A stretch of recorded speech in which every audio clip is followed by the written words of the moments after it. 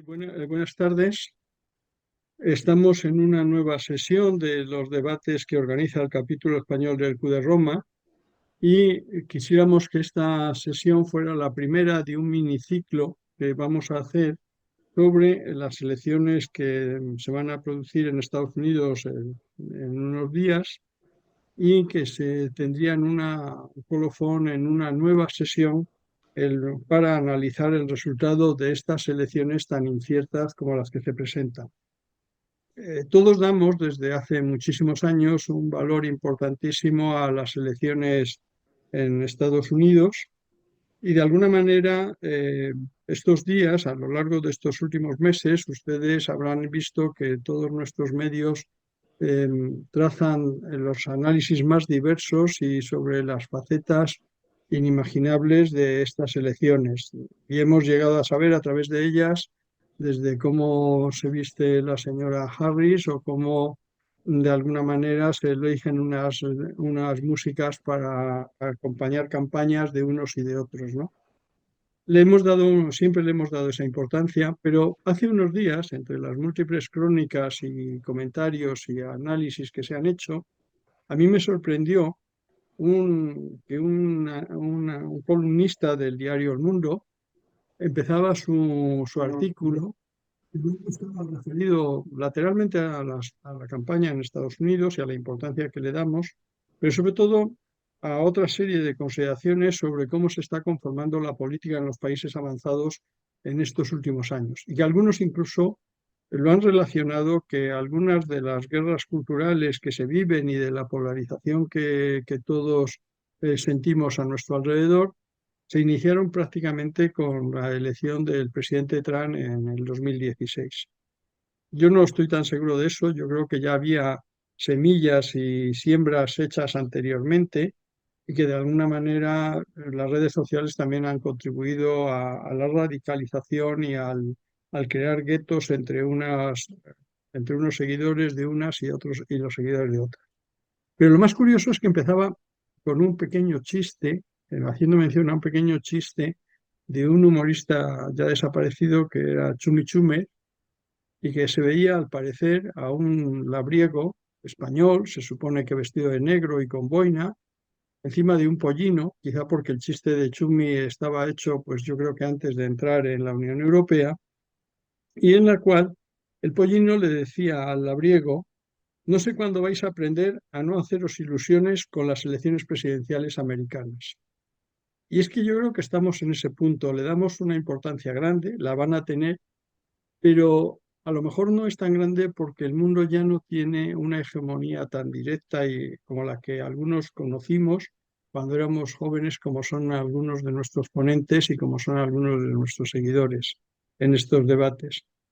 Y es que Estados Unidos, de alguna manera, está viendo nacer unos nuevos focos de poder y que algunos los hemos visto estos días rodeando a Putin en ese sur global que se está configurando y en ese sur global que una de las características del mismo es la desconfianza hacia Occidente y hacia todos los temas occidentales de los cuales Estados Unidos ha implantado durante años su impronta en la manera de conformar nuestras vidas o de conducir nuestros automóviles o de vivir un poco los grandes dilemas a los que se enfrenta el mundo.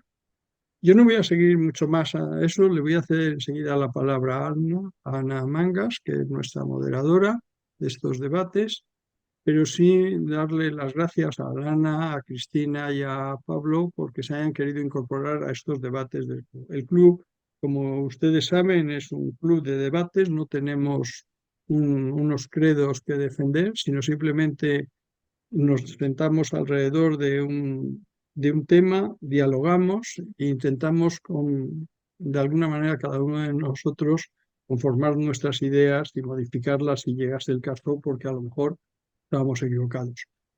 No les canso más, simplemente desearle que asistan en las mejores condiciones a esta sesión, que si tienen sugerencias estaríamos dispuestos, y lo hablaba antes con los ponentes. Yo creo que hoy vamos a hablar de cómo van a ser esas elecciones hacia hacia las personas que viven en Estados Unidos, pero también cómo son las expectativas mundiales sobre estas elecciones, que a lo mejor son tan ilusionadas como las del labriego, o a lo mejor resulta que hay algunos que piensan lo que pensaba el pollino de que no son tan importantes.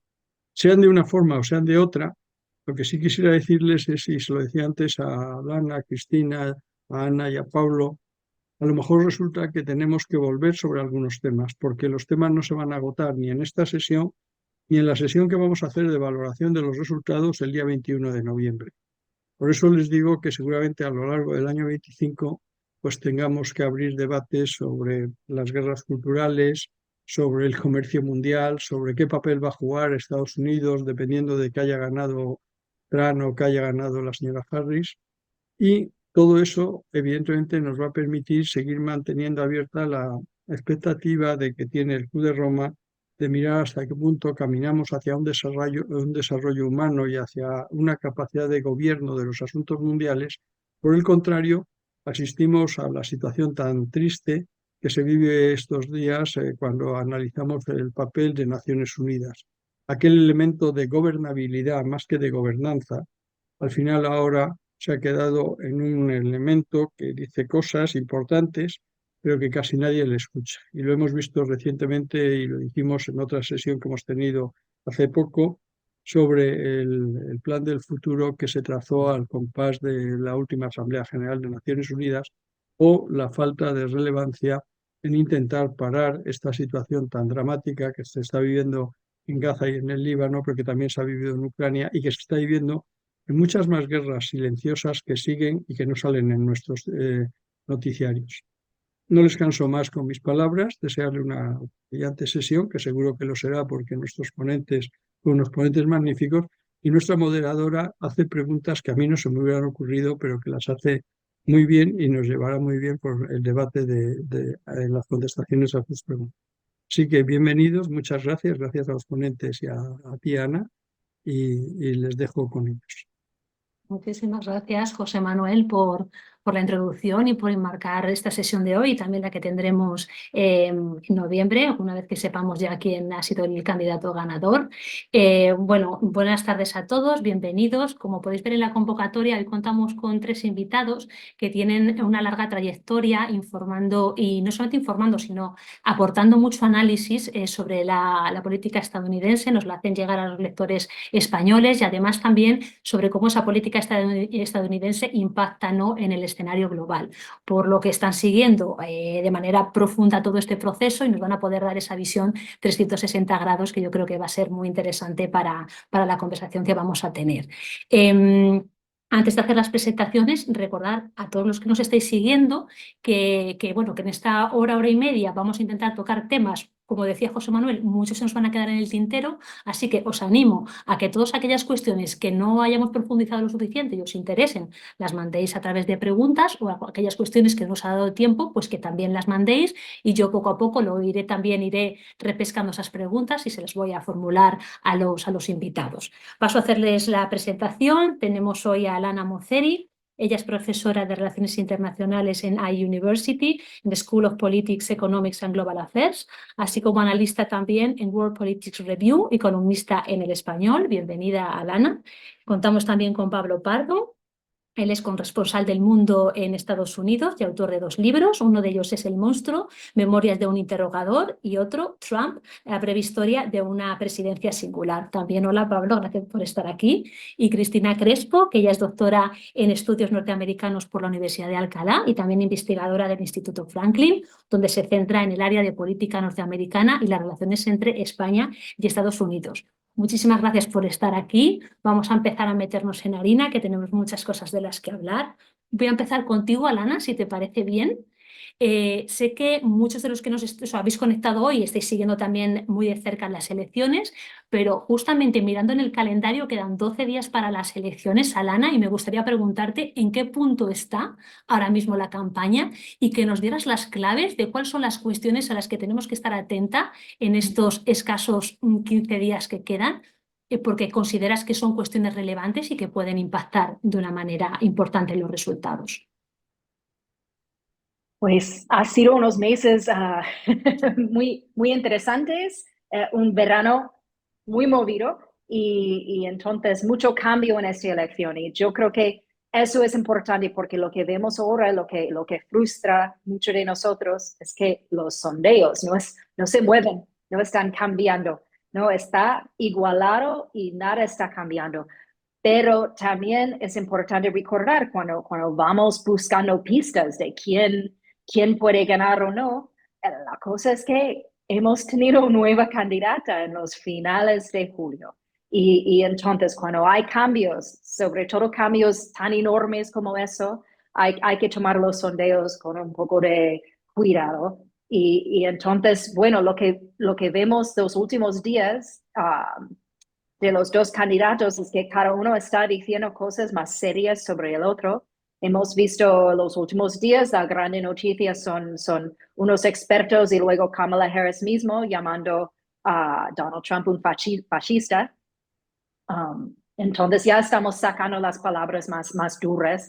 Trump está insultando a Kamala Harris bueno, lleva tiempo diciendo que no es inteligente y por su raza, o no, si es negro o no es negra y todas estas cosas. Entonces está poniendo bastante feo en los últimos días, que yo creo que es una muestra de que las dos campañas, ninguna de los dos se siente nada seguro y están muy enfocados en los estados claves, como siempre, y en los votantes, los pocos votantes que son indecisos, que son muy pocos en los Estados Unidos esta vez, enfocados en ellos, sobre todo, bueno, hombres jóvenes, que normalmente los jóvenes van hacia más los demócratas, pero están tendiendo hacia Trump, sobre todo hombres negros jóvenes.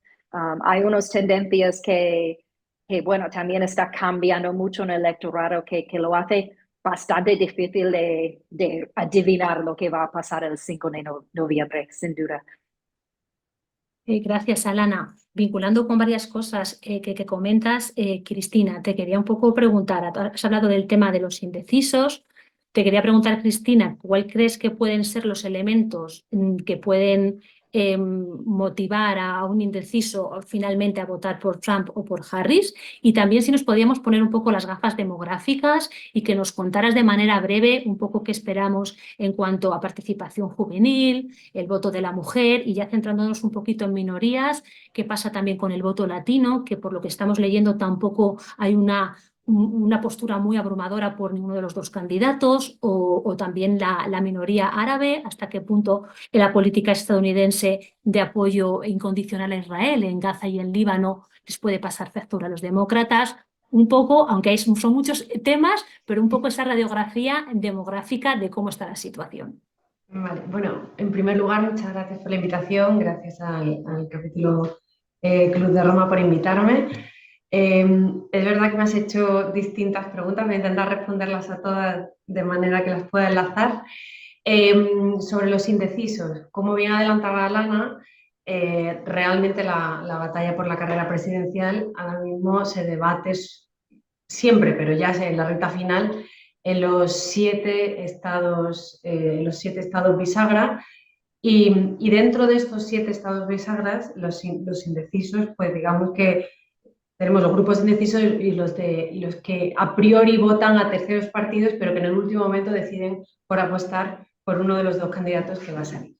Dentro de ese grupo de votantes, según dicen las encuestas, normalmente se acercan a votar más, como dicen, que los americanos votan con el bolsillo. Votan según su mayor preocupación, que suele ser la economía. Son votantes que a priori no les gusta nada a Trump, pero que votarán según sus circunstancias. De hecho, distintas encuestas lo demuestran, y en un alto porcentaje de indecisos, cuando se les pregunta cuál es el motivo que te va a llevar a las urnas, es la economía. Y cuando en segunda pregunta le formulan, bueno, ¿y quién crees de los dos candidatos puede ser el que mejor solucione esta problemática? Entonces responden que Trump en un alto porcentaje. Eso nos da algunas pistas de uno de los posibles escenarios, porque evidentemente nadie sabe lo que va a pasar, la carrera está cada vez más reñida y tenemos prácticamente un empate, aunque hoy precisamente el Wall Street Journal daba, creo que por primera vez, por un 2% la victoria a Trump sobre todo por temas que son los que más preocupan a los norteamericanos, que son inmigración, economía y crimen. Cuando me preguntaba sobre las minorías, es cierto que Kamala Harris hubo un momento, sobre todo en su etapa de vicepresidenta, antes de ser nominada, que ella se posicionó mucho del lado de los derechos humanos, es decir, aunque siempre ha mantenido una postura de Estado dentro de la administración Biden de apoyo a Israel, de alguna manera ha denunciado lo que está ocurriendo en Gaza, porque ella siempre ha estado muy próxima a los temas relacionados con derechos humanos. Ese discurso lo ha ido abandonando, aunque estaba próximo a algunos de sus votantes árabes, que puede tener en estados claves como puede ser Michigan, lo ha ido aparcando de lado porque precisamente Trump la ha atacado por ese sentido, ¿no? De no vas a apoyar a Israel, que es nuestro aliado clave en Oriente y demás. Entonces, ella directamente, pues, digamos que ha sido como una reacción y ya no se ha enfocado tanto a ese tema. Y por otro lado, el resto de minorías que me mencionabas y también enlazando con lo que ha dicho Alana, que estoy totalmente de acuerdo. Antes, hay varias máximas que siempre se han dicho en las elecciones de Estados Unidos, como por ejemplo que el Partido Demócrata necesita al votante afroamericano, o sea, lo necesita para ganar, o sea, más que para ganar, lo necesita para no perder. De ahí la preocupación, por ejemplo, de Barack Obama, del presidente Obama, que ha salido en campaña para intentar captar el voto afroamericano masculino, sobre todo. Porque parece que el voto de la mujer, Kamala Harris está abarcando más voto de la mujer que incluso que tuvo Biden o que tuvo Trump. De alguna manera está consiguiendo captar, aunque tampoco lo consigue del todo, el voto de las mujeres de los barrios de la periferia, ¿no? De los mal llamados suburbios, pero no son suburbios, sino los barrios de la periferia. Dicho esto, algunas minorías ya no son tan minorías, o los grupos sociales que nos interesan no son precisamente los que consideramos las minorías clave. El voto latino es muy importante, también se ha dicho tradicionalmente que quien no consigue el voto latino no llega a la Casa Blanca, está muy dividido y el motivo por el que el voto latino está dividido es precisamente por uno de los temas más importantes, que es la inmigración. A Kamala Harris le pasa factura que de alguna manera le asignara el presidente Biden como tarea solucionar el tema de la frontera. Es un tema, digamos, bastante difícil de solucionar, de hecho no lo solucionó, puso algunas medidas y ha sido precisamente también el filón de Trump para atacar a Harris. Y la campaña se está también pasando ahí en algunos estados clave como Georgia. Muchísimas gracias, Cristina. Retomo también muchas de las cuestiones que ya habéis lanzado las dos. Pablo, pregunto para ti, que van a ser realmente dos. Cualquier cosa que quieras añadir o complementar de lo que han dicho tus colegas, adelante. A ti te quería preguntar si crees que en todo este contexto que está tan polarizado, que hay tantos ataques personales como mencionaba Alana, que también hay desinformación y muchos bulos, ¿crees que en la campaña se está produciendo un verdadero debate de ideas, un verdadero debate ideológico donde el ciudadano medio estadounidense está pudiendo ver de manera clara en todo este ruido las propuestas programáticas de unos y de otros? Eso por un lado, y vinculado con la desinformación, quería preguntarte cuál es tu balance de cómo están trabajando los medios estadounidenses, cómo están cubriendo estas elecciones, un poco tu valoración, teniendo en cuenta que estás en Washington y eres periodista además. Muchas gracias y muchas gracias al capítulo español del Club de Roma por esta oportunidad para debatir y para aprender también. Un poco el debate ideológico, o sea, vamos a ver, normalmente en general en unas elecciones, en muchas partes, y en Estados Unidos es un ejemplo, el debate ideológico es cero.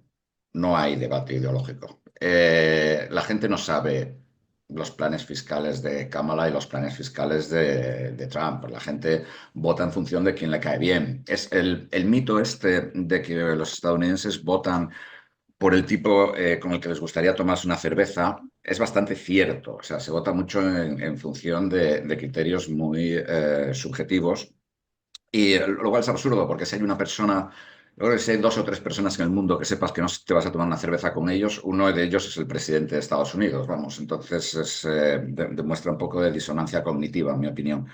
Pero no hay absolutamente ningún debate ideológico.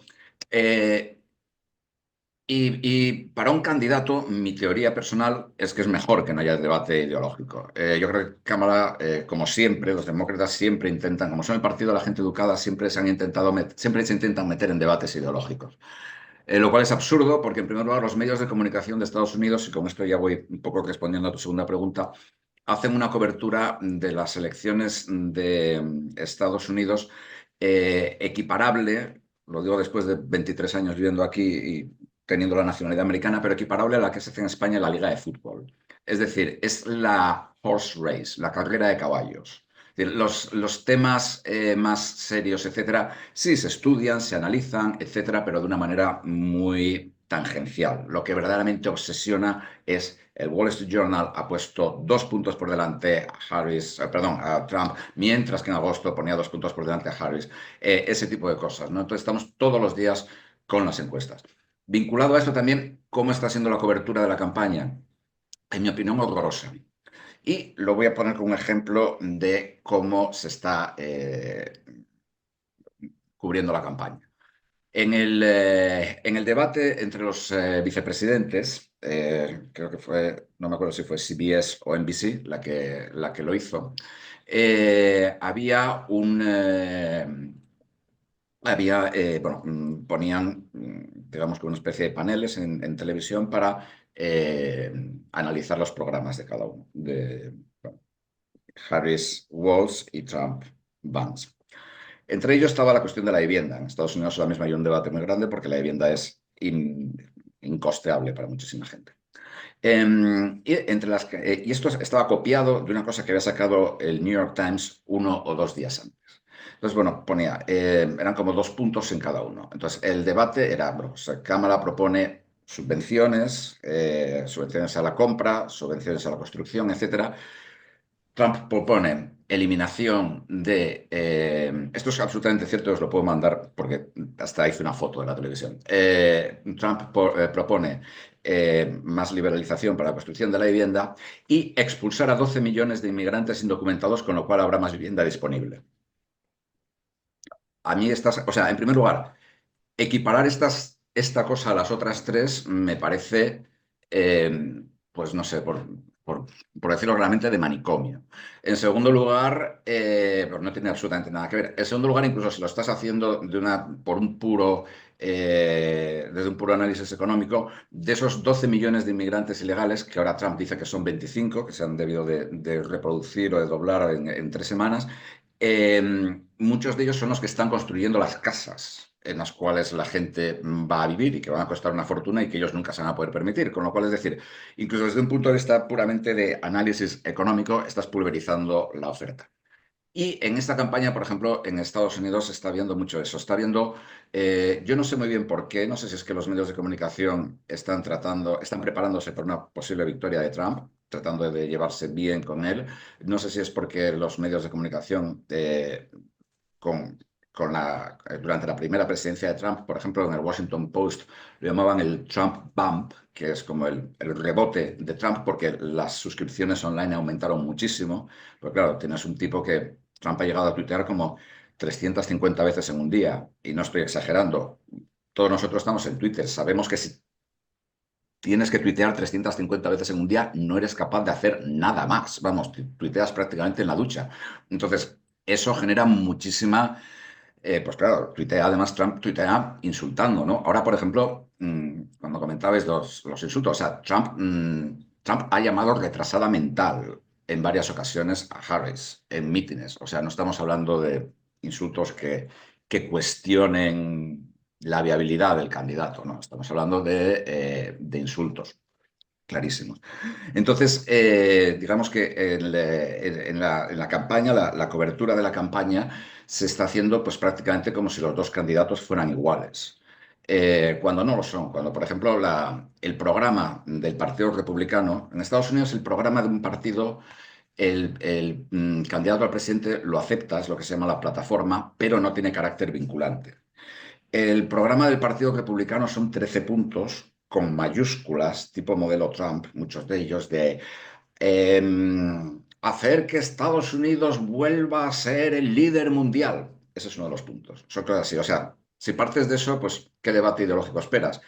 En el año 2020, y lo pongo como referencia, pues las cosas no han cambiado tanto, en el año 2020 la plataforma del Partido Republicano era la misma que la plataforma del año 2016, con el agravante de que ni siquiera se molestaron en cambiar las fechas, ni los nombres. Entonces, el programa de Trump en el 2020 para la reelección era deshacer la desastrosa política de Barack Obama en Oriente Medio. O sea, esto puede sonar a chiste, pero era así. Entonces, decir, debate ideológico, pues yo diría que más o menos bajo cero.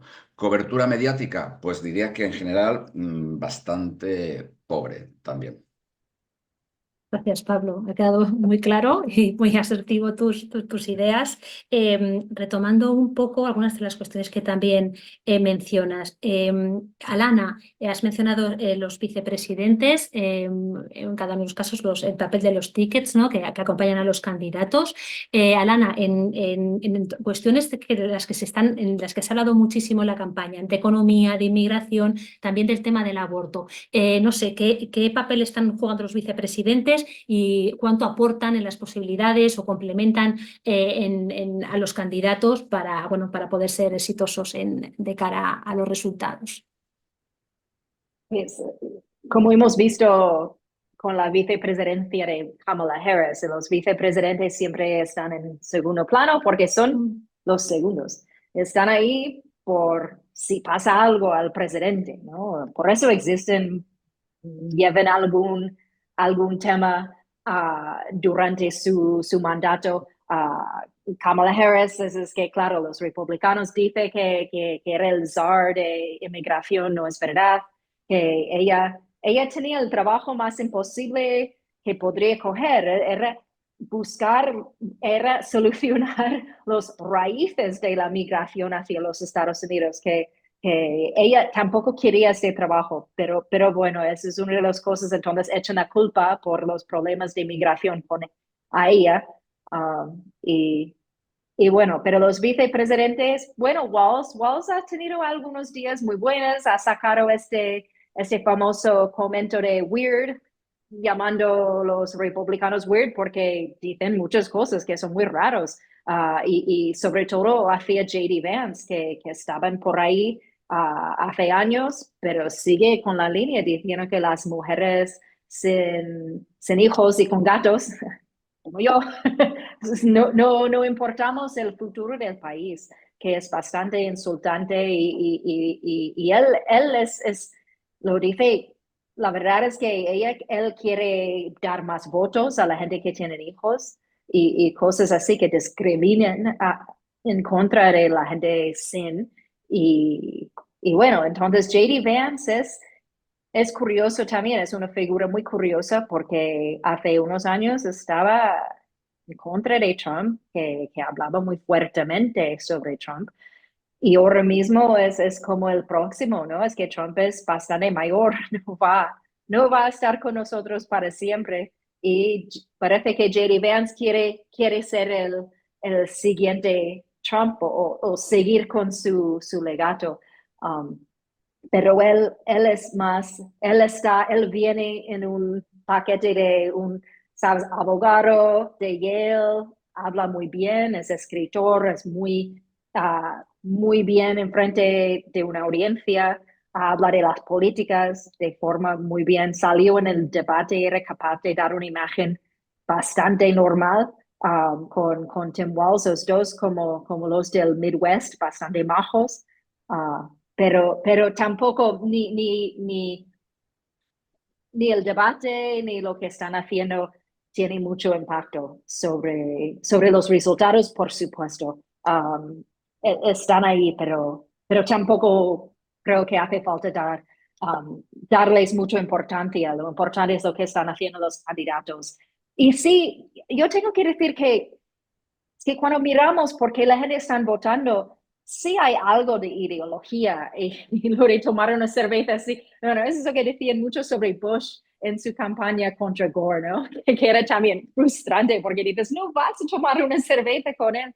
Pero esta vez es que yo estuve dando una charla en Londres, en mi universidad, y un chico joven, negro, vino a mí, era estadounidense, y me preguntó por quién debería votar, si podría votar. Y digo, pues no te puedo decir eso, tú tienes que decidir. Y él me dijo, bueno, pero los impuestos, es que temas económicos. Y eso me parecía curioso. Me dijo, bueno, los temas de impuestos, porque si Kamala Harris gana, va a subir los impuestos y mis padres tienen dinero y entonces puede ser mal para nosotros.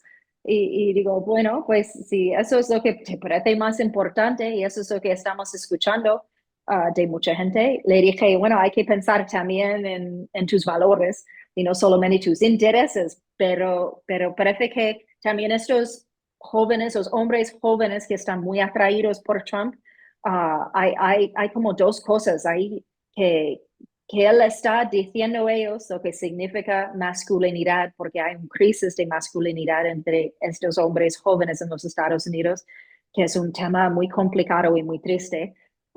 Y Trump está dando una respuesta fuerte y atractiva, pero el otro lado es el tema económico, que piensan que estaban mejor bajo los años de Trump. Y eso es para mucha gente una razón muy, muy, muy importante para votar un candidato al otro. Gracias, Anana. Vinculándolo justamente con el tema económico, Cristina, efectivamente, cuando vemos los datos macroeconómicos ahora son bastante buenos, pero está como que ha permeado mucho esa idea de que Trump sería un mejor gestor económico que Harris. ¿Están pudiendo los demócratas construir una contranarrativa para cambiar un poco esa percepción? ¿O crees que no se está consiguiendo para ganar margen, ¿no? en todas las cuestiones de la gestión económica? Sí, como bien has dicho, en términos macroeconómicos, digamos que la economía va mejor. Los últimos datos de septiembre se han creado empleos, él ha descendido, por tanto, el desempleo, ha mejorado el tema se ha reducido la inflación, pero eso todavía no le ha llegado al ciudadano a pie. Y todavía el coste de la compra sigue siendo muy alto. Hay estados donde está más acusado que otros. Y de alguna manera, Harris, toda su campaña son medidas sociales, que sí que están relacionadas, porque ella se está dirigiendo a las clases medias, está dando medidas de ayuda a las clases medias. Incluso cuando hablamos de clases medias en Estados Unidos, leía el otro día parte de su programa político y ella hablaba de rentas familiares por debajo de los $400.000.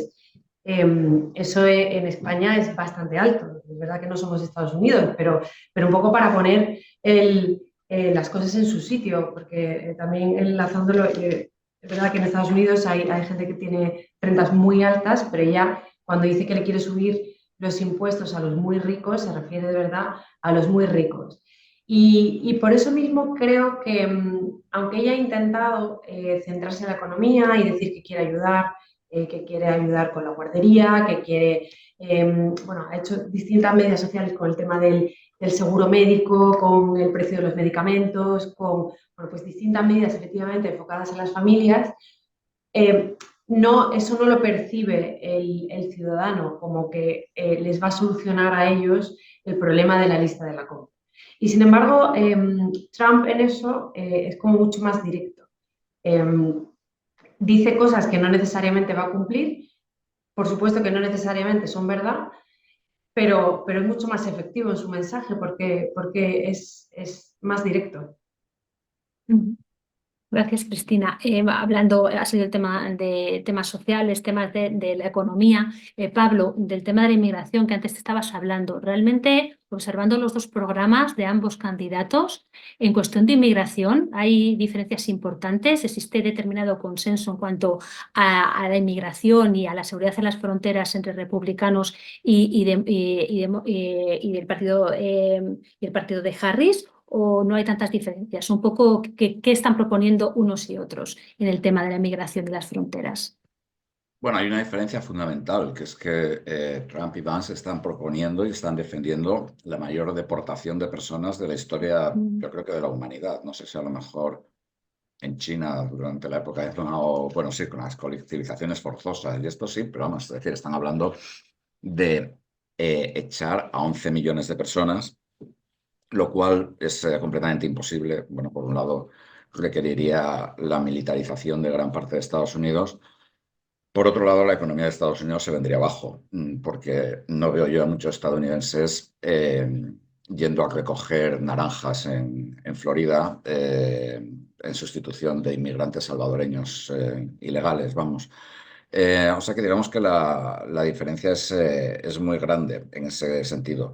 Los dos proponen un mayor control de la frontera, etcétera. En el caso de Trump, como todo, es bastante ambiguo, ¿no? Y bastante bueno, pues, indeterminado, y hay una retórica muy feroz, pero que luego no se concreta en planes. En el caso de Harris hay muchos más planes. De hecho, los republicanos prácticamente habían ganado el debate sobre la inmigración cuando este año, en torno al mes de febrero o marzo, los demócratas del Congreso lanzaron una propuesta de ley para reforzar muchísimo el control inmigratorio, porque es verdad que las entradas de inmigrantes indocumentados se habían disparado. La gran paradoja es que entonces la ley pasa en el Senado, pero al llegar a la Cámara de Representantes, los republicanos se oponen a votarla. El presidente o el speaker de la Cámara de Representantes, Mike Johnson, que a título anecdótico es un señor que habla con Dios por las noches y Dios le ha contado que va a llevar a Estados Unidos a través de un momento que va a ser como el cruce del Mar Rojo. Esto está disponible en YouTube, o sea que vamos, lo cual también indica un poco lo que hablábamos antes del debate ideológico o casi espiritual. Los republicanos se niegan a votarlo porque precisamente quieren que haya una crisis en la frontera, porque eso ayuda a las posibilidades de elección de Donald Trump, y Mike Johnson es muy cercano a Donald Trump. Entonces, en este sentido, sí, hay una diferencia, digamos, considerable. Por parte en el grupo de Donald Trump hay además gente como Stephen Miller, que son, bueno, verdaderamente xenófobos. De hecho, la familia de Miller, digamos que le ha desautorizado públicamente porque, bueno, ellos escaparon de la persecución a los judíos, no sé si en Bielorrusia, y bueno, y él es un personaje pues extremadamente pues, bueno, duro en materia de inmigración. Recordemos, por ejemplo, que Donald Trump ha dicho, esto es literal, que los genes de Estados Unidos están siendo mucho peores por la llegada de inmigrantes, que los inmigrantes envenenan nuestra sangre. Y Stephen Miller, que tal vez, desde luego, sería un asesor de los más importantes en la Casa Blanca, ya lo fue en el primer mandato de Trump. Él fue quien tuvo la idea de separar a las familias, a los niños de sus padres y madres. En muchos casos, en varios cientos de casos, esos niños nunca se han reencontrado con sus padres. Pero bueno, Stephen Miller suena incluso como fiscal general, que es como secretario de Justicia, o como un asesor muy importante en materia legal. Con lo cual, sí, la diferencia es absolutamente brutal. Hay una cosa que comentábamos antes con la cuestión de la economía, que es una gran paradoja, porque la percepción, y yo creo que ahí juega también mucho el papel de la política informativa de la Casa Blanca de Biden, o de la no política informativa de la Casa Blanca de Biden.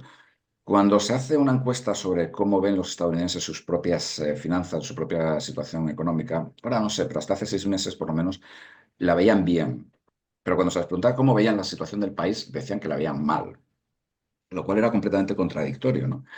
Cuando se mira desde el punto de vista macro, la economía de Estados Unidos, como decía hace poco el Economist o Bloomberg, no me acuerdo quién, una Goldilocks economy, o sea, ricitos de oro, es decir, la perfección, o sea, se ha logrado un aterrizaje suave, es la economía industrializada que más crece, eh, la inflación está empezando bueno, está cayendo ya bastante. Entonces hay como una especie de disonancia cognitiva brutal. Sí que es cierto que la subida de los precios, que es un tema que impacta sobre todo a la Reserva Federal, que es un organismo independiente, más que al gobierno de Biden o al Congreso, que es quien aprueba las leyes, sí es cierto que la inflación ha subido y claro, y aunque ahora baje la inflación, el nivel de precios es altísimo, ¿no? Yo siempre digo que, claro, yo vivo en una ciudad en la que un cortado cuesta $6 y no es broma, vamos, $6 fácilmente. Entonces, esto yo creo que crea una situación muy, muy compleja también para los partidos políticos. Por ejemplo, en Estados Unidos ahora mismo no hay paro, hay pleno empleo, eh, o pleno empleo para los parámetros de Estados Unidos. Pero sí que se ha generado, pues bueno, esta percepción de que la economía va mal en gran medida debido a la inflación. Pero cuando se toma, por ejemplo, con la época de Donald Trump, con Trump la economía creció, no creció más de lo que está creciendo ahora, no creció más de lo que crecía con Obama. Si tú miras la tendencia de la economía, sigue creciendo exactamente al mismo nivel y creció precisamente porque Trump llevó a cabo unas bajadas de impuestos descomunales que dispararon el gasto público. Esta es un poco la estrategia keynesiana, la inversa de los republicanos, bajar los impuestos y que siga creciendo la economía. La aplicó Bush y también la está aplicando Trump. Con lo cual es una situación muy compleja, o bueno, muy compleja, un poco contradictoria, y ahí los demócratas han sido incapaces de articular un discurso. No sé si había otra pregunta que me habías hecho. Yo creo que le habías contestado al principio, sí, sobre el tema de la inmigración, Ah, sobre sí. cómo los programas, hasta qué punto aportaban, había cierto consenso en determinadas cosas o eran muy diferentes. Sí, gracias, Pablo. Pasamos un poco de lo económico, Alana, también al tema de lo social. La cuestión del aborto y de los derechos reproductivos también están muy presentes en la campaña. Yo sé que tú trabajas además mucho también en el área de los derechos de la mujer. Te quería un poco preguntar cómo está aprovechando el Partido Demócrata todo esto para atraer voto de mujeres jóvenes y cómo se está moviendo el Partido Republicano en esta cuestión. Bueno, que nos comentaras un poco también el impacto que está teniendo en la campaña. Sí, sí, el aborto ha sido un tema ganador para los demócratas desde que la decisión del Tribunal Supremo contra Roe versus Wade. Y bueno, sí, Kamala Harris quiere hablar de eso mucho, sobre todo con las mujeres. Yo estuve escuchando unos entrevistas con gente joven y claro, lo que tenemos ahora es siempre hay una división entre los hombres y mujeres, ¿no? Es que las mujeres tienden más hacia los demócratas, los republicanos los hombres más hacia los republicanos. Y ahora mismo esta división es aún más pronunciada entre la gente joven, el Generation Z. Y entonces es bastante curioso, pero sí, con los chicos, sí, como he comentado antes, ¿no? Que le gusta este idea muy macho que era Trump y J.D. Vance. Y las mujeres jóvenes, claro, es que estuve escuchando unas entrevistas con ellas, es que toda su vida pensaba que el derecho de decidir sobre sus propios cuerpos, era un derecho que era suyo, que no tenían que dar más vueltas, era hecho desde el año 72. Y eso es lo que pensaban muchas mujeres. Y ahora es como volver atrás y tener que luchar eso en vez de luchar los otros 1000 derechos que todavía tenemos que luchar. Y entonces eso es muy duro. Y claro, por eso ves entre los jóvenes, las jóvenes mujeres están tremendamente con Kamala Harris y de todas las edades que ella está haciendo mucha campaña, sobre todo en Pennsylvania y los otros estados en juego y también en los suburbs, o sabes, los afueras de las ciudades, donde hay estas comunidades de familias y estas mujeres. Entonces sí, es un voto importante y si de esos debates es que eso es donde también Trump y Vance tiene una diferencia, porque Vance realmente quiere seguir quitando derechos reproductivos con las mujeres, y Trump ve que es un tema que le hace daño, entonces va diciendo, no, vamos a dejarlo con los estados, es un tema de los derechos de los estados que ellos pueden decidir, que es algo que los republicanos les encanta decir. Pero Vance ha hablado, es que hay muchos, y sobre todo el base cristiano del partido, que les encantaría tener un ley nacional que prohibiera el aborto en todo el país. Será muy difícil, pero eso es por donde va. Eso es la idea final de los que están haciendo campaña contra los derechos. Y entonces es algo que mueve unos votantes, no todos, pero unos votantes, y sobre todo las mujeres, sí, a las urnas. Muchas gracias, Alana. Cristina, estamos hablando de la elección a la presidencia, pero también se va a decidir el Congreso y también el Senado.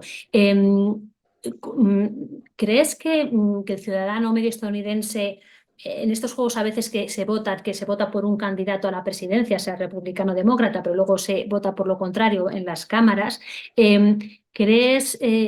no sé si hay información o datos sobre esa intención de voto, si realmente los estadounidenses sí que están un poco cansados de ese escenario donde hay un partido en la Casa Blanca y otro partido en una o en dos de las cámaras, y que eso en cierta manera a veces lleva pues, a parálisis y a bloqueos legislativos. Un poco ¿qué nos podías contar eso? ¿Hay datos sobre esas intenciones de voto? Un poco ¿cuál puede ser la ecuación que salga? Bueno, hay una tendencia de voto a veces en las presidenciales, que cuando uno vota en la papeleta al candidato presidencial, si no conoce a los otros candidatos dentro de su estado, ya sea por si tiene senador o si tiene o el representante de su distrito, etcétera, suelen votar por el mismo partido. Eso hay una tendencia que existe.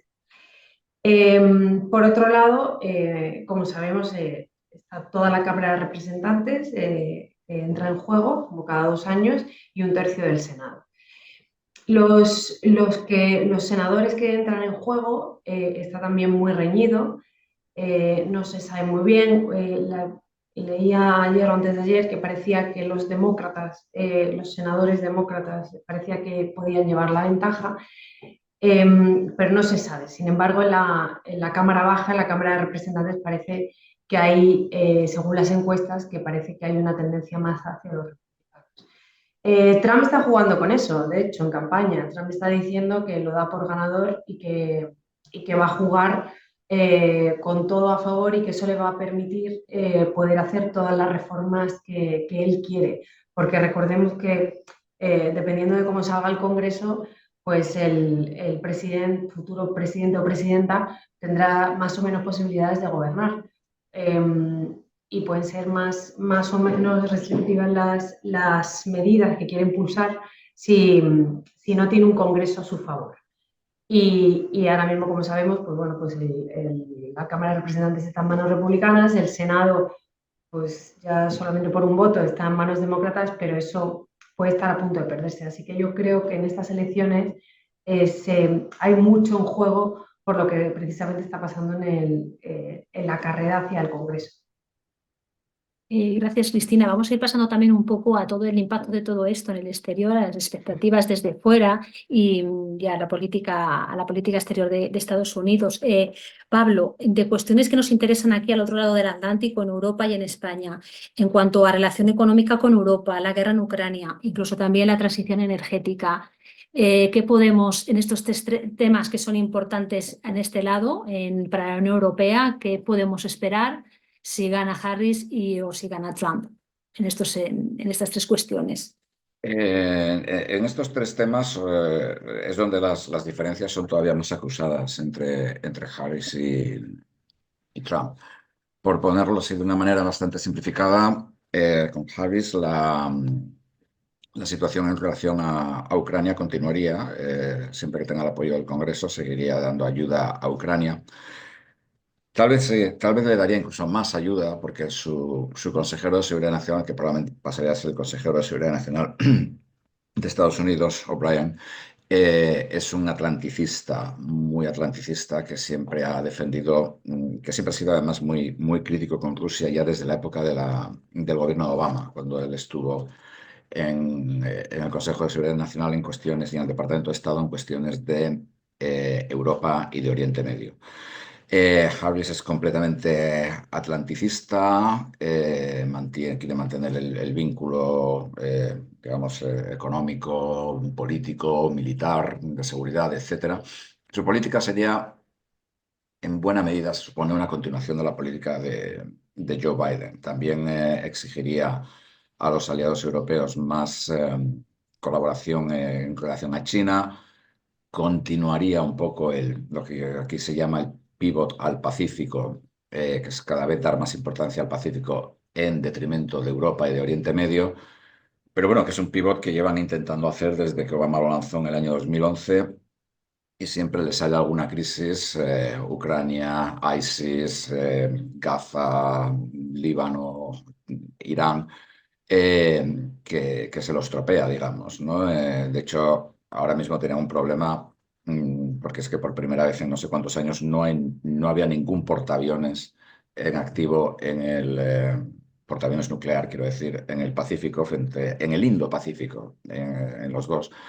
Porque, bueno, entre los que están en puerto, que tiene que estar un número de ellos siempre en puerto haciendo reparaciones, etcétera, y los que están rodeando Oriente Medio, pues se habían quedado sin ello, ¿no? Y se supone que la prioridad estratégica de Estados Unidos.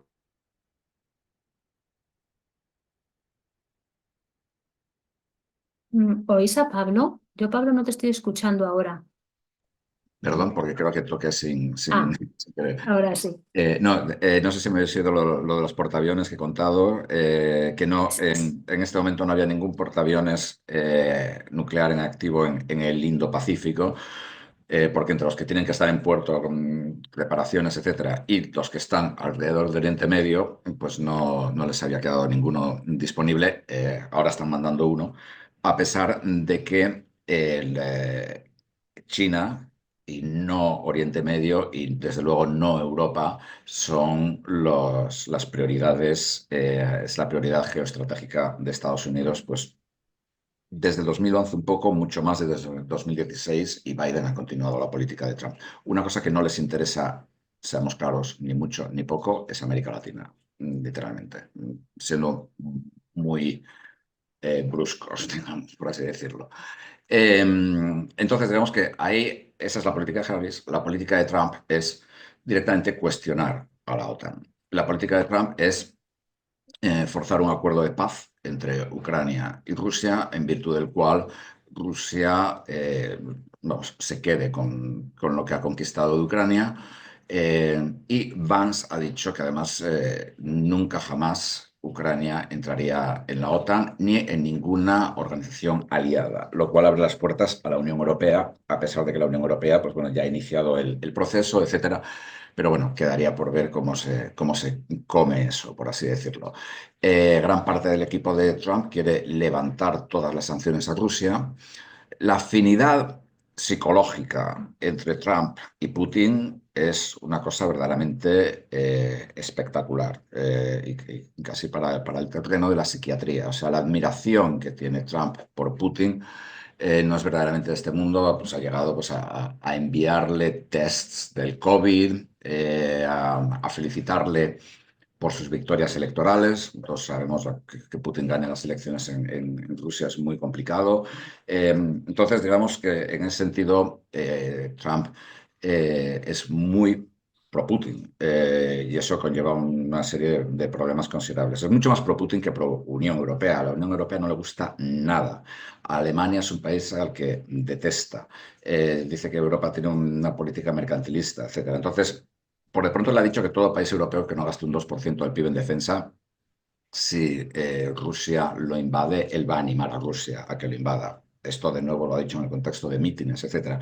Pero su política en ese sentido es muy, muy, muy clara. Es decir, es aislacionismo puro y duro, ir contra China, sí, pero ir de nuevo contra China en solitario, tal vez con el apoyo de algún país de la región, porque Trump sí que tiene más popularidad que en Europa, India, tal, Filipinas, pero incluso también tampoco está claro si tendría un compromiso de defensa con Taiwán, si Taiwán fuera atacado.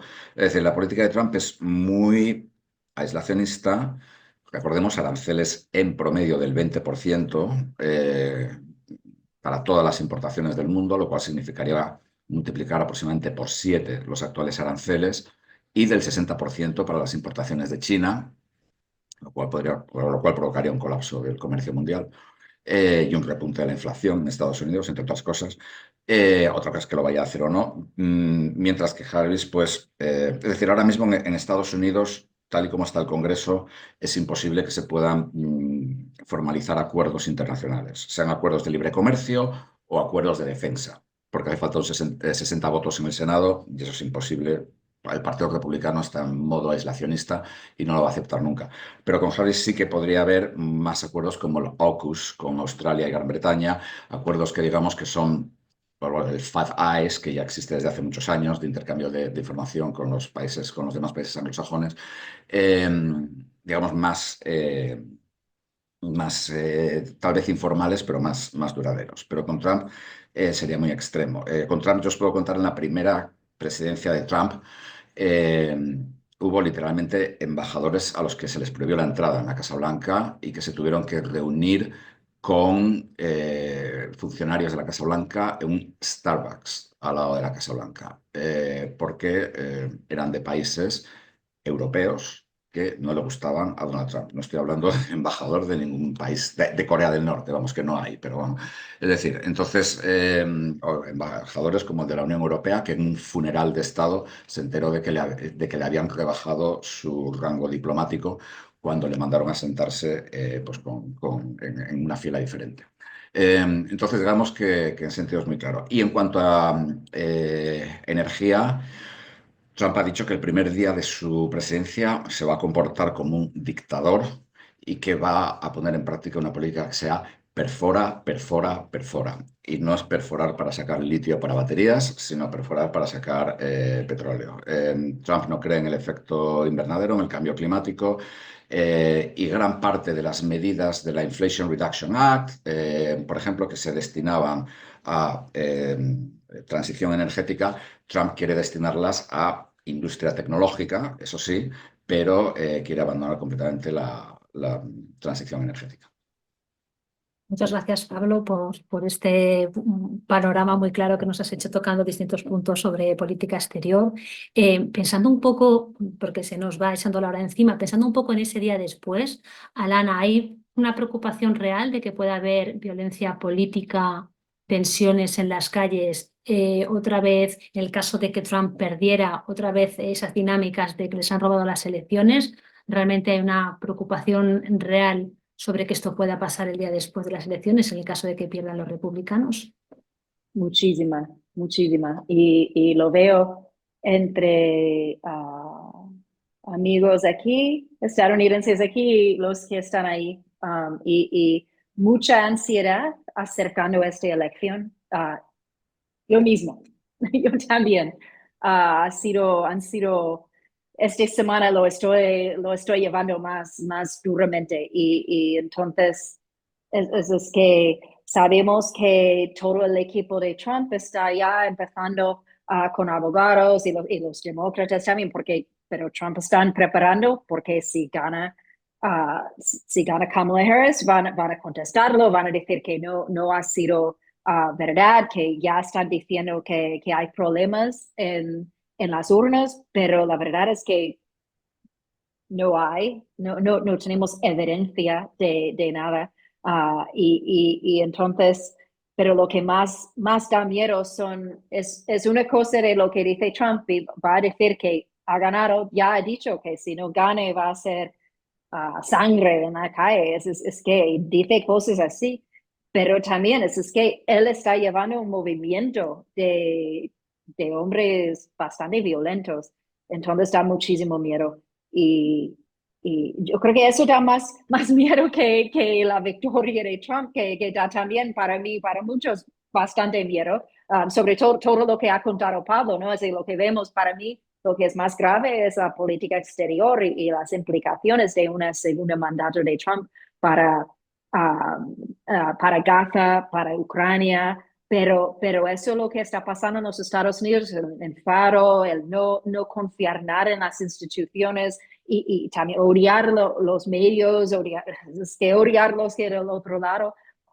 El problema también que es importante notar, hablamos de eso, la polarización, pero también hay un estudio que me ha afectado mucho, que ha salido este año y que realmente hay como, lo que ellos han encontrado es que hay 20% de la gente, unos 10 de cada lado, que tienen voces muy altas, que están gritando mucho sobre la política. Si le invitas a una fiesta, nadie quiere hablar con ellos porque no se callan, pero están todos los días en las redes y todos los días, ¿sabes?, luchando por su lado político. Y el otro 80% que no quieren hablar de eso, ni quieren saber, que quieren votar quizás y tienen sus opiniones, pero tampoco quieren estar en cada momento, sobre todo en momentos sociales, discutiendo la política o en trabajo, aún peor, ¿no? Pero es un grupo más pequeño que tienen voces muy altos y gritan mucho y claro, es muy atractivo para los medios seguir con esta narrativa de mucha polarización, que la gente está en odio por los dos lados. Yo estuve mirando los comentarios de aquí mismo, que hay también alguien diciendo que estamos diciendo mentiras. No sé por qué vienen y nos escuchan si piensan eso, pero sí, es un gran problema, pero hay que reconocer que son poca gente. La gran mayoría de la gente tiene vidas, tienen que ir a su trabajo, quieren estar con sus amigos, sus hijos, su familia. Es que la mayoría de la gente, pero eso es lo que da miedo, que son estos pocos que están muy enfadados y también con ganas de una lucha y un poco violencia, y da muchísimo miedo, sí. Gracias, Alana. Cristina, también mirando un poco al futuro, ¿crees que ante una administración Harris ella sería capaz de llevar a cabo, de distanciarse realmente de la política de Biden y llevar a cabo propuestas más progresistas que las que ha llevado Biden? Y en el caso de ganar Trump, ¿se espera que su legislatura sea como la anterior o sea peor? Ya sé que esto es un poco de política ficción, pero bueno, un poco perspectivas de ese día después, tanto si ganara uno u otro, si veríamos como asegurado que hay un seguimiento, hasta qué capacidad Harris tiene para distanciarse un poco de ese legado de su antecesor, y un poco de Trump también, que podríamos esperar. ¿Es una repetición de aquello que fue o ahora ya tampoco estamos en ese contexto de 2016? Por lo tanto, sí podría haber variaciones. Bueno, en el caso de que ganara Harris, de alguna manera sí va a ser algo continuista con la administración Biden. De hecho, va a haber algunas medidas, leyendo su programa político, precisamente una de las medidas es precisamente quitar la deuda de los estudiantes universitarios o rebajarla en la mayor medida posible, y eso ya venía como promesa de la administración Biden, pero bueno, no lo llegaron a conseguir, o sí que realmente ella ha formado parte de la administración Biden. Ha dicho en campaña que ya no es Biden, se ha intentado alejar de esa administración. Yo creo que obviamente ha sido simplemente una estrategia política, precisamente para que no se le critique y para que no la juzguen por lo que ha podido hacer peor o por aquello que no ha podido hacer la administración Biden. Por eso se ha intentado alejar, pero efectivamente sí va a intentar llevar a cabo políticas progresistas. Ella va a hacer distintos paquetes de propuestas de ley, pero recordemos que esas propuestas se van a debatir en el Congreso y después dependerá del Congreso que sean aprobadas. Intentará al principio llevar a cabo una serie de órdenes ejecutivas, y estas órdenes ejecutivas pues probablemente se van a enfocar precisamente a lo que ella quiere, con urgencia, como ha dicho, a estar al lado de las familias y de las clases medias y relacionadas con la economía. Por otro lado, Trump, una segunda administración Trump va a ser mucho más disruptiva que la anterior. Él mismo ha declarado, el tema es que a Trump a veces, como dice, dice muchas cosas, a veces de muy malos modos, y no se le toma suficientemente en serio. Pero él ya ha demostrado que muchas de las cosas que dijo en campaña en el 20, en el 16, perdón, las llevó a cabo durante su administración. Entonces, yo creo cuando él dice que va a ir por toda esa gente que ha ido en contra de él, va a ir a por ellos y quiere meter a mucha gente en la cárcel y va a ir a por muchos demócratas, yo me lo creo. Yo creo que si llega a la Casa Blanca, él va a intentar, digamos, de una manera, pues bueno, una revancha, va a intentar ir en contra de todas aquellas personas que, según él, han ido en contra de él. Por otro lado, vemos por sus promesas que va a ser bastante más conservador. Algo que preocupa, aunque él ha dicho que no tiene nada que ver, es el proyecto 2025 del Heritage Foundation. Es cierto que quizá pues de las 700 y pico medidas del plan, solamente 200 o incluso menos son puntos en común con lo que propone Trump, y Trump incluso dice que algunas de esas propuestas de Heritage Foundation le parecen incluso delirantes. Pero por otro lado, gran parte de la gente que ha escrito ese documento formaron parte de su primera administración como asesores o como oficiales dentro de la administración. Así que yo no me parecería descabellado que algunos de las personas bien de Heritage Foundation o de otras asociaciones o corporaciones más conservadoras de Estados Unidos formen parte de la administración Trump, de la segunda administración Trump. Y eso va a hacer que sea aún más conservador. Como decía Alana antes, él se ha puesto de perfil en el tema del aborto porque ha visto que no le conviene. También fue muy surrealista ver cómo Melania Trump se ponía en favor del aborto, cuando él ha declarado abiertamente que está totalmente en contra, pero bueno, es una manera de efectivamente ponerse de perfil, utilizar a J.D. Vance como su portavoz para aquellos votantes más conservadores, y él mantener una postura, pues en ese sentido solamente en ese sentido más centrada. Todas las medidas que propone, reitero, son bastante más conservadoras, y la agenda que llevará a cabo sería, desde luego, bastante más conservadora y en política exterior también bastante más aislacionista. Gracias, Cristina. Vamos a empezar con las preguntas. Pablo, contigo, que hay un par que están además que están dirigidas a ti. Nos pregunta Larvi, un par de ellas que están relacionadas, sobre si tendrá la Unión Europea el mismo enfoque que Estados Unidos en su guerra comercial con China, o si va a optar por una estrategia diferente, y hasta qué punto la Unión Europea se podría beneficiar de la guerra comercial entre Estados Unidos y China. Bueno, primero de todo, yo estoy en Estados Unidos, vamos, no sé bien la situación de la política europea, pero en general no. Europa, por lo que yo sé, en particular países como Alemania. Alemania siempre es un país, pues estos sí que tienen una tradición bastante mercantilista. Ya intentaron llegar a un acuerdo de inversiones con China en los últimos días del gobierno de Trump, que les valió, curiosamente, que Jake Sullivan, el que ahora es consejero de Seguridad Nacional con Biden, les criticara en Twitter, vamos, en redes sociales. Después ese acuerdo no fue a ningún sitio por otras cuestiones, pero en general la Unión Europea no tiene una actitud tan dura hacia China como Estados Unidos. Lo hemos visto ahora, por ejemplo, con los coches eléctricos. Estados Unidos con Biden ha subido todavía más los aranceles a los coches eléctricos chinos. Ahora es virtualmente imposible vender un coche eléctrico chino aquí en Estados Unidos, aunque anteayer vi un concesionario de una empresa de coches eléctricos chinos aquí en Washington que me sorprendió mucho.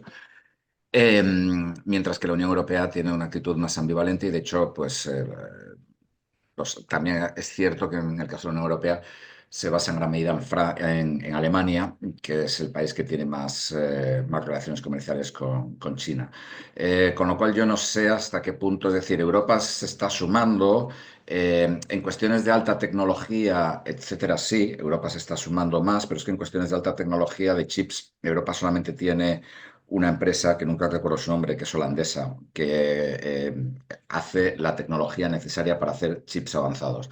El resto de los chips avanzados que Estados Unidos no le está exportando a China, los hace Estados Unidos, algunos Corea y algunos Japón, y algunos tal vez Taiwán, con lo cual los europeos hemos perdido completamente esa batalla tecnológica como tantas otras. En el caso de que Trump gane, por ejemplo, todas las iniciativas de la Unión Europea en materia de la Digital Act contra las grandes tecnológicas y en especial contra Apple, van a encontrarse con serios problemas porque Trump directamente va a decir que Apple ni se la toca. Apple está haciendo una campaña de lobby muy bien hecha con Trump y con Harris, vamos, para protegerse. Y en cuanto a que Europa se pueda beneficiar de la guerra comercial entre China y Estados Unidos, no lo sé, eso tal vez habría que preguntarse a un economista experto en comercio. Yo creo que por un lado, si hay una guerra comercial grande entre Estados Unidos y China, las consecuencias van a ser completamente disruptoras para todo el comercio mundial a todos los niveles. Por otra parte, tal vez Europa pueda salir marginalmente beneficiada, pero también hay que tener en cuenta que Trump aumentaría muchísimo la presión sobre Europa para que Europa no exportara a Estados Unidos. Yo creo que tal vez Europa podría verse algo favorecida, pero el trastocamiento, digamos, de los flujos comerciales sería absolutamente gigantesco. Gracias, Pablo. Alana, te voy a hacer una pregunta, sé que te tienes que Perdona, marchar. Ah, ¿sí? bueno, no, haz la Sí, pregunta y luego. sí. Vale. Luego te quiero hacer una pregunta, Alana, que se dirigen a ella y sé que se tiene que marchar a las 8:30 en punto. Alana, te preguntan que, además, como profesora de Relaciones Internacionales, en la arena internacional que está experimentando este cambio de pasar de la unipolaridad a la multipolaridad, preguntan si, en tu opinión, la estrategia de Trump, si realmente tiene una estrategia para adaptarse a este cambio en el sistema internacional. No, Trump no tiene mucha estrategia, pero sí tiene su outlook, su worldview, que es un hombre que se cae dentro de Walter Russell Mead's ideas de política exterior de los Estados Unidos, son los de Jackson, que son gente que piensan que es mejor que los Estados Unidos cuida y proteja a los Estados Unidos y no se mete en nada en el resto del mundo. Y lo mejor que puede hacer los Estados Unidos para el mundo es ser un gran ejemplo de la democracia. No sé si Trump podría articular eso. Dudo que sí, pero él piensa que por lo menos es que no es intervencionalista, es que no quiere usar mucho el militar. Es muy curioso porque ha dicho que quiere utilizar las fuerzas militares contra la gente estadounidense dentro del país. Y ha dicho algo, ha salido que ha dicho algo hace poco, que quiere generales como tenía Hitler. Entonces, cosas que asustan mucho, pero por otro lado, cuando fue presidente, él no quiere meter a las tropas estadounidenses, el dinero estadounidense en otros países. Entonces, nos da una idea bastante clara de quienes no quiere ser el líder del mundo libre o nada de eso, no quiere liderar nada fuera de los Estados Unidos. Su idea es solamente mirar hacia adentro, que es al final, porque también no le gusta ninguna de las instituciones multilaterales, solamente quiere hacer quizás algunos tratos bilaterales, pero multilaterales parece que no entiende. Fue presidente 4 años. 4 años y sigue sin entender cómo funciona el OTAN. Es muy fuerte. Y entonces es un hombre que no tiene lo más mínimo interés en el resto del mundo, que es peligroso, porque aunque sí estamos entrando en un mundo multipolar, los Estados Unidos no es el único país fuerte en el mundo, sin duda, desde hace tiempo, pero claro que tenemos un lugar importante y nosotros con Europa un lugar muy importante, pero Trump no tiene ninguna visión de eso. Eso sí es algo que entiende Kamala Harris, Joe Biden, claro, aunque tiene que ver el futuro y yo creo que este hombre ve más el pasado, pero pero es muy peligroso pensar en lo que podría ser un segundo mandato de Trump para el mundo. Muchas gracias, Alana. Cuando tengas que irte, no te preocupes, que sabemos que andas con prisa, así que Gracias. sin problema. Cristina, nos pregunta Ramón que cuál es la situación judicial de Trump el día de las elecciones, con todo el culebrón judicial que es casi complicado seguirlo día a día en prensa, aunque sea de manera resumida, ¿cuál es la situación ahora mismo en el momento de las elecciones judicial de Trump? Bueno, ahora mismo sus abogados han conseguido retrasar todas las causas que tenían y antes de las elecciones obviamente no va a ocurrir nada. De hecho, eso es lo que él quiere. Él quiere llegar, esa era la estrategia, retrasarlo lo más posible. Algunas de las causas que había en algunos de los estados las están intentando convertir en causas federales para así, si llegara a ser presidente, pues autoindultarse o bien declararlas de alguna manera que nulas. Entonces esa es la jugada de los abogados, retrasarlo todo lo más posible y llegar al 2025. Es muy curioso que tengamos un candidato a presidente de los Estados Unidos con 34 causas judiciales abiertas, que lo hemos visto sentado en el banquillo y que muchas de esas causas van a seguir. Otra cuestión será si llega a ser presidente, qué va a pasar con todas esas causas. Gracias, Cristina. Pablo, alguna idea que creo que se te había quedado por ahí pendiente y lo sumo a la pregunta de Jaume, que nos pregunta por qué existe una tan fuerte polarización política en Estados Unidos. Una pregunta nada fácil tampoco, porque supongo que está alimentada por muchos elementos, pero aquí te la lanzo. No, lo que quería comentar antes, que creo que lo había dicho Alana, que había gente alguna parte de la audiencia que estaba diciendo bueno, criticándonos un poco, y he visto por ahí un comentario de alguien que decía que por qué estamos llamando, por qué se ha dicho, por qué se ha acusado a Trump de fascista. Ninguno de los presentes en este panel ha acusado a Trump de fascista. Quien ha acusado a Trump de fascista fue ayer en el Atlantic Monthly su jefe del Estado Mayor, Mark Milley. Solo. Así que le pregunten a él. Él fue jefe del Estado Mayor con Trump durante creo que 2 años y medio o 3. Y bueno, pues tal vez él sepa los motivos. O sea que no es... él fue también el que dijo que Trump decía que porque él no podía tener generales como los alemanes, que luego ha sido justificado muy graciosamente por Fox News diciendo que a lo mejor Trump no se refería a los generales alemanes nazis de la Segunda Guerra Mundial, se debería referir a los generales alemanes de ahora, que son, como todos sabemos, muy famosos, porque Alemania tiene unas fuerzas armadas impresionantes. ¿Por qué Estados Unidos está tan polarizado? Yo creo que Estados Unidos siempre ha estado polarizado. Sé que esta es una idea muy minoritaria, pero yo creo que Estados Unidos siempre ha estado polarizado. Otra cosa es que los estadounidenses lo sepan o lo quieran creer. Estados Unidos es, yo siempre digo, el único país del mundo que ha necesitado una guerra civil para acabar con la esclavitud. No hay otro país en el mundo que haya necesitado una guerra civil para acabar con la esclavitud, en la cual quienes defendían la esclavitud lucharon hasta el último hombre y legalmente no se han rendido. Hubo un armisticio, no se han rendido, y sus responsables murieron todos en la cama. Jefferson Davis, el autor digamos, el presidente de la Confederación, estuvo 2 meses en la cárcel y se fue pacíficamente. Hasta ahora, con Biden, gran parte de las bases de las Fuerzas Armadas de Estados Unidos, Fort Bragg, todas estas que salen en las películas, eran nombres de generales confederados. Lo cual puedes decir, bien gente que defendía la esclavitud, bien gente que defendió la escisión del país. Estados Unidos es un país que no admite el secesionismo. Ese fue otro de los motivos de la guerra civil. Y de Washington salía, hasta hace también 2 o 3 años, la autopista Jefferson Davis, que era el presidente del sur. Y en estados como Carolina del Sur, en el Capitolio, estaba la bandera confederada.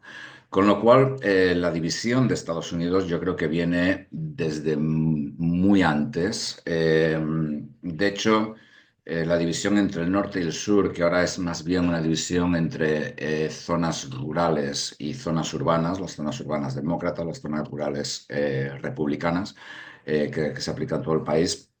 Esto lleva existiendo desde hace muchísimo tiempo.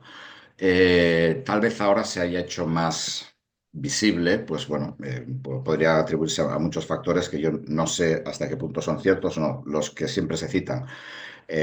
La aparición de las redes sociales, la fragmentación de las audiencias, que hace que cada uno viva, digamos, en una burbuja que refuerza sus propios pensamientos. Yo también diría la fragmentación social, en el sentido de que la población vive precisamente por cuestiones económicas, vive, es decir, eh, el salario, Estados Unidos lleva creciendo muchos años, pero lleva creciendo prácticamente desde la crisis del 2009, 15 años sin parar. Y todavía aún así hay 35 o 36 millones de estadounidenses que necesitan ayuda del Estado para comprar todos los días comida, con los food stamps, los cupones de comida. Entonces, digamos que tienes eso y luego tienes a Elon Musk, ¿no? Cuando miras el ingreso per cápita de los estadounidenses, el ingreso medio, te sale unos $120.000. Cuando miras la mediana, que quita, digamos, los extremos, te salen $65.000, te sale mucho menos, ¿no? Entonces es una sociedad con mucha desigualdad a todos los niveles, desigualdad económica, pero también desigualdad o diferencias culturales, en todos los sentidos. Entonces, yo creo que todo esto ha explotado en un momento en el cual estas diferencias son mucho más visibles, probablemente pues, porque tengamos más medios de comunicación, etcétera, ¿no? Entonces, yo siempre digo que Estados Unidos es un país entre dos mitades que se odian y se desprecian, o tal vez una mitad odia a la otra, que podríamos decir son los trampistas los que odian a los demócratas, que a su vez desprecian a los primeros porque los consideran incultos, primitivos e ignorantes. No sabría decir cuál es la razón, pero bueno, también Estados Unidos tiene una cultura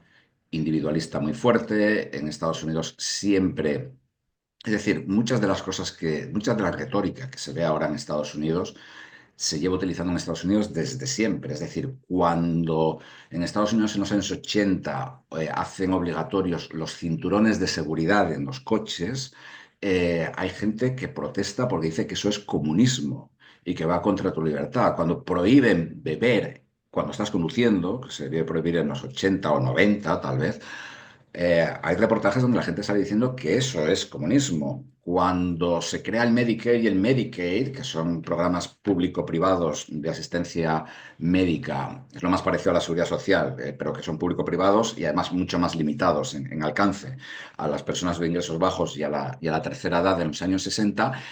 Hay una grabación en la cual sale un actor de Hollywood llamado Ronald Reagan explicando que cuando el gobierno te puede imponer un médico, lo siguiente que el gobierno te va a imponer es en qué ciudad vives y que algún día acabaremos en unos años contando a nuestros nietos cómo era Estados Unidos cuando era un país libre.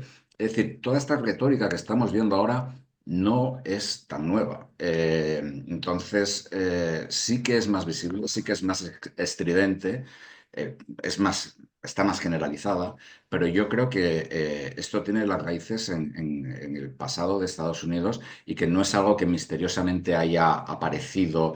Tampoco creo que se deba a lo que se habla tanto de la ansiedad económica, porque muchos pobres, gente pobre, se unió a la Confederación durante la Guerra Civil. Mucha gente pobre del sur eran demócratas del sur, cuando los demócratas del sur como Andrew Jackson, eran, a quien por cierto Trump tenía el busto de Andrew Jackson en la Casa Blanca, en el despacho Oval, cuando Andrew Jackson era presidente, pues le dotaba a mucha gente pobre, pobre de caerse, por así decirlo, mientras que los ricos, las élites industriales de Nueva York o de otros sitios, votaban pues en aquella época a los Whigs y luego al Partido Republicano, lo que se llaman los republicanos de Rockefeller, ¿no? Que no existen. Y ahora se ha invertido el papel. Ahora, digamos, son los demócratas los que tienen a la gente educada educada, de nivel adquisitivo alto, y los republicanos más los populistas. Pero yo creo que es una fractura que Estados Unidos lleva dentro desde si no desde sus orígenes, sí al menos desde principios del siglo XIX. Muchísimas gracias, Pablo y Cristina, por contestar las preguntas. José Manuel, tienes tú también una pregunta que ya aprovecho y te hago el paso para hacer el cierre, porque aquí también te preguntan a ti directamente que hasta qué punto ha perdido ya Estados Unidos su hegemonía mundial. Así que aprovecho esto para darte el paso. No, muchísimas gracias que haya alguien que confíe en mí y que le pueda responder una pregunta tan compleja. Yo la verdad es que estoy apuntado al capítulo español del Club de Roma desde hace muchos años para escuchar a la gente que sabe. O sea, hoy día estoy contentísimo porque con Pablo he empezado a repasar los libros y cosas que tengo que volver a ojear para aclararme con la historia de los Estados Unidos, que yo creo que en algún momento sí me acerqué a ella, pero yo ahora mismo me encuentro en una situación muy peculiar. Yo sí creo que Estados Unidos sigue siendo una potencia muy determinante del concierto mundial. Siguen teniendo unas capacidades tecnológicas increíbles y siguen teniendo una capacidad que a veces hay uno de mis hijos que me lo recuerda, es la diferencia con algunas potencias orientales, especialmente China, que de alguna manera viven en una idea donde los individuos no tienen la relevancia que le damos en el mundo occidental. Y en ese sentido, ese individualismo, esa capacidad de iniciativa, esa capacidad de subir, bajar, crear, enredar, todo lo que se pueda, Estados Unidos la sigue teniendo. Y eso le da unas capacidades fuera de lo normal. Con independencia del aislacionismo que pueda provocar un candidato y un presidente en un determinado momento, pero ellos son así. Y yo sí comparto algunas de las ideas que ha dicho Pablo respecto a que las cosas vienen de lejos. Piensen ustedes en algo tan simple como que todos tenemos en la cabeza, los que no conocemos bien en detalle, la idea de que Kennedy era un personaje interesantísimo, dispuesto a abrirse al mundo moderno. Y hay una anécdota que algunos personajes que tenían que ir a Nueva York, algunos personajes diplomáticos negros que tenían que ir de Washington a Nueva York en coche, había gasolineras donde no les dejaban echar gasolina por su negritud y fueron a quejarse al presidente. Y el presidente, la respuesta que les dio ese presidente que todos pensamos que era un modelo de demócrata convencido y dispuesto a llevar al hombre a la luna, pero también a llevar al hombre hacia a hombres y mujeres hacia unos nuevos horizontes, los democráticos, la respuesta que les dio dijo, pues si no pueden echar gasolina, que vayan en tren. Claro, es que esto es así, o sea, es decir, es que hay un sustrato, pero pasa también en las sociedades europeas. En las sociedades europeas se dan situaciones donde todos creemos, porque estamos autoconvencidos, de que vivimos en un mundo maravilloso y que ese mundo responde a algunas de las ideas progresistas que se han ido filtrando a lo largo de estos años.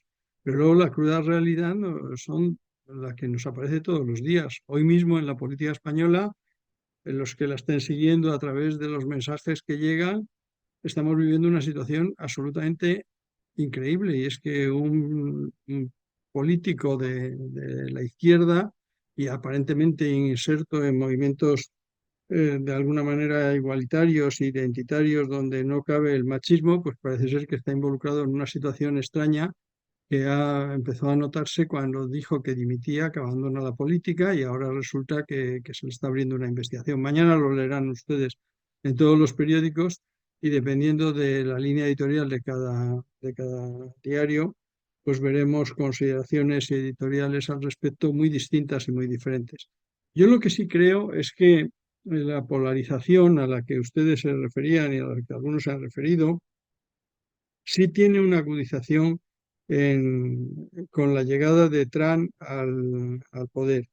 Pero yo no creo que sea una cuestión solo de Trump. Yo creo que es una cuestión de que coincide con la explosión de las redes sociales. Y esa explosión de las redes sociales, nosotros después de la elección de Trump en 2016, le dedicamos 2 o 3 sesiones en el Club de Roma a hablar del tema de las fake news. Y se escribieron muchas cosas en esos momentos. Lo que pasa es que luego nos hemos olvidado de ellas. Pero evidentemente estamos acostumbrados ya a que la gente solo lee lo que quiere leer y solo escucha lo que quiere escuchar, y entonces nos movemos en situaciones tan extrañas donde, por ejemplo, aquí en esta tertulia ha habido algún comentario tremendamente negativo diciendo que nuestros ponentes no saben de qué va el tema. Y es que yo me invitaría, vamos, estoy casi seguro que si le preguntásemos por qué diarios o qué redes sociales frecuenta, encontraríamos la respuesta. Es el problema del negacionismo. O sea, yo creo, he dicho muchas veces, porque el tema del cambio climático, saben ustedes, que es un tema que ha ido creciendo a medida que ha ido subiendo la temperatura. O sea, el Club de Roma cuando nace no tiene entre sus objetivos los temas de la sostenibilidad medioambiental. Habla de desarrollo humano y habla de gobernabilidad, pero ni siquiera en los límites al crecimiento, que es un informe que se hace desde el MIT cuando se están desarrollando los comienzos de la ingeniería de sistemas. Resulta que ni siquiera en eso el cambio climático cobra una especial relevancia. Hay otras preocupaciones en aquellos momentos. Pero sí es cierto que yo afirmo siempre de que algunos negacionistas del cambio climático solo empezarán a ver que puede ser que haya algo de cambio climático cuando los muelles del puerto de Nueva York se inunden y no sean utilizables por los ciudadanos que viven cerca de ese puerto. Es que ese es el verdadero problema. O sea, hasta que no lleguemos a una situación que ya nadie pueda negarla, seguiremos negando estas cosas. Y eso es debido a la cantidad de historias que se vierten en las redes sociales todos los días. Yo, por ejemplo, sigo siendo un viejo lector de periódicos que leo a don Pablo en su diario El Mundo, pero leo también a otros comentaristas en otros diarios que no son el diario El Mundo, ¿no?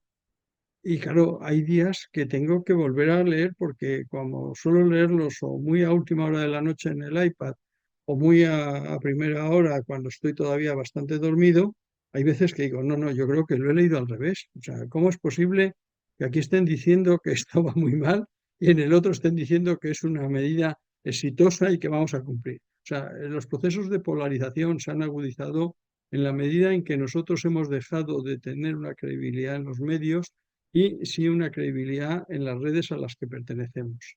Es un poco pues la situación casi que se da entre los hinchas de fútbol y que no debiera darse entre los hinchas sociales en los que estamos. Este es el verdadero. Preguntan ustedes que qué vamos a hacer. Pues miren, quisiéramos cuando acabe estas sesiones vamos a hacer dos reflexiones. Una, ¿qué ha pasado en este año tan electoral? Eso vamos a hacer, ¿verdad, Ana? Estamos preparando una sesión de cierre de año para el día 17 de diciembre, es decir, cómo están los problemas mundiales.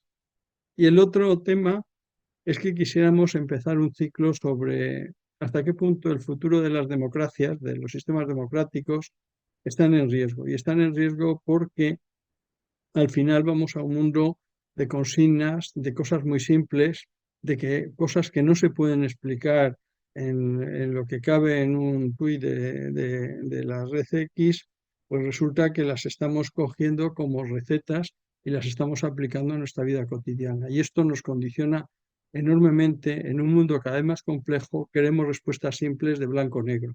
Y eso nos lleva a una polarización incluso del tipo social a la hora de analizar cuestiones muy, muy, muy complejas y al mismo tiempo que tienen un dinamismo interno que vistas a los 2 meses puede ser que hayamos cambiado de opinión o puede ser que hayan ocurrido una valoración de circunstancias que las condicionaban que de alguna manera tendríamos que pensar de otra forma. Yo soy de los que creo que nos movemos en situaciones muy complejas, en entornos mucho más complejos y en interacciones múltiples, cosa que antes no era así. Antes era todo mucho más fácil cuando estábamos en la Guerra Fría y había solo 2 polos a la hora de dominar el mundo. Ahora, cuando hay multitud de polos y hay multitud de creaciones de los más diversos ángulos, pues resulta que es mucho más complicado entender de qué va esto, qué dinámicas tiene y cómo podríamos intentar atisbar el futuro. Eso es la misión un poco del Club de Roma y del capítulo español, pero incluso nosotros mismos estamos totalmente desconcertados. Estamos totalmente desconcertados. Creemos en las personas, creemos en la libertad de las personas, pero creemos que esa libertad de las personas a veces se vuelve muy condicionada porque estamos influidos por las más diversas opiniones y a veces algunas de ellas nos llevan a una radicalización y sobre todo a una segregación respecto a las otras personas que no piensan como nosotros o que no comparten las mismas aficiones. Y por eso el capítulo seguirá abriendo debates sin tener claro cuál es la línea a seguir, porque realmente en estos momentos la complejidad es tremenda, las interacciones son muchísimo mayores que las que había hace 50 años. Yo a veces he dicho que los límites al crecimiento, si ustedes han conocido ese informe fue el único informe que el Club de Roma lo hizo pensando en una serie de variables y viendo las interacciones que había entre esas variables, entre la industrialización, la alimentación, la educación, la contaminación. Nunca más volvió el Club de Roma a meterse en ese berenjenal, porque las interacciones entre los distintos subsistemas se han multiplicado hasta extremos impensables. Y eso hace muy difícil entender la dinámica de sistemas que mueve el mundo y en la que todos estamos envueltos. Y no digamos nada si a esas dinámicas factuales le metemos unas dinámicas de opinión y unas dinámicas de intereses, de grupos, de personas, de grupos editoriales o de grupos industriales. Eso nos hace muy difícil el mundo en que vivimos, pero quizá la gran aventura humana es que creemos que a base de nuestra capacidad y de nuestra creación, de hecho hay un informe del Club de Roma del año 79, en 1979, Aprender Horizontes sin Límites, que dice que la gran ventaja que tenemos sobre las máquinas es que a veces no tenemos que mirar lo que está ya dentro de las máquinas, es el tema de la inteligencia artificial, sino que nosotros podemos crear cosas mucho más imaginativas y salirnos de lo que ya se ha hecho, sino empezar a pensar qué es lo que tendríamos que hacer. Esa es la gran opción de las personas y es una opción que es muy difícil llevarla a cabo cuando todos los datos anteriores te llevan a escoger modelos que ya estaban escritos. Yo no me enrollo más, simplemente les invito a más debates y les agradezco enormemente porque yo esta tarde he aprendido muchas cosas. Si sigo asistiendo a sesiones de estas, posiblemente a esta persona que me preguntaba si pienso que Estados Unidos va a seguir siendo grande e influyente en el mundo, pues seguramente le pueda responder. Yo personalmente, sí, a simple vista y con los primeros apuntes que tengo, pienso que Estados Unidos va a seguir siendo una gran potencia cultural, tecnológica, industrial, financiera y que va a costar mucho trabajo que esta potencia pierda pie frente a otras que tienen a lo mejor mucha más masa de población, que pueden que tener más recursos. Piensen cuando la crisis la crisis de finales de la etapa Bush y con la llegada de Obama, hay algunas películas que se hicieron sobre lo que había supuesto la quiebra de Lehman Brothers y hay en una de ellas en que sale un representante chino que le recuerda a un secretario de Estado de los Estados Unidos que ellos les están financiando, porque incluso las cosas han cambiado tanto en estos mundos que incluso las potencias emergentes como China son las financieras de otra serie de potencias decadentes que venían de atrás. Pero aún así, sigo pensando que Estados Unidos merece la pena estudiarle, dedicarle 2 sesiones del capítulo español del Club de Roma y dedicarle muchas más en los años que vienen, porque Estados Unidos no es una potencia en decadencia, es una potencia que en los últimos años ha hecho muchas más cosas, aunque en Europa no nos hayamos enterado. A mí lo que me preocupa es qué nos pasa en Europa. En Europa estamos cayendo demográficamente de una manera impresionante. Seguimos pensando que nuestras industrias maduras tenemos que defenderlas y no nos estamos dando cuenta que hemos perdido el pie en muchos de los temas. De hecho, Pablo ha hecho mención a los temas de los semiconductores y es decir, ¿sería posible hoy día recuperar capacidad en ese área? ¿Y sin ese área seremos algo? No. Es que hemos perdido muchas capacidades tecnológicas. Y si no tenemos las capacidades tecnológicas, será difícil que podamos tener una hegemonía como hemos tenido en las 2 centurias anteriores y que ahora mismo nos encontramos con que estamos abocados, si nos descuidamos y si no hacemos caso a estos informes que están saliendo, como el de Draghi o el de Letta, si no somos capaces de darnos cuenta que a lo mejor podemos quedar simplemente para ser ujieres de museos, no para otra cosa. y sería muy triste que una civilización como la europea, que ha dado tanta riqueza, que se ha proyectado a lo largo de todos los ámbitos del planeta, perdiera pie ahora y quedáramos simplemente como una antiguaya que no tenemos capacidad de influir con nuestras ideas en el mundo que viene. Así que nada más diálogo, más debates, más incertidumbres, más desconocimientos como el mío y más interesantes que el invitar a ponentes tan espléndidos y tan serios como los que hemos tenido esta tarde y con una moderadora excelente que ha sido Ana Mancas. Así que muchísimas gracias y nos vemos en otras sesiones. Tenemos por delante ahora algunas sesiones, tendremos que analizar qué va a pasar en la cumbre de la biodiversidad y en la próxima COP a celebrar en Azerbaiyán y veremos un poco también hacia dónde van las democracias, cuáles han sido los líos que hemos tenido en este año electoral tan complejo y cuáles son las expectativas que tenemos para el 2025 y los siguientes. Y confiemos que al año que viene no tengamos que volver a hablar no solo de las guerras que salen todos los días en los periódicos de Ucrania y de Gaza y el Líbano, sino que también las otras, de las cuales no hablamos, que también vayamos solucionando esos conflictos bélicos que de alguna manera dicen muy poco del desarrollo de la humanidad. Así que muchísimas gracias. Si no volvemos a vernos antes de que acabe este 24, que el 25 nos sea propicio. Muchísimas gracias.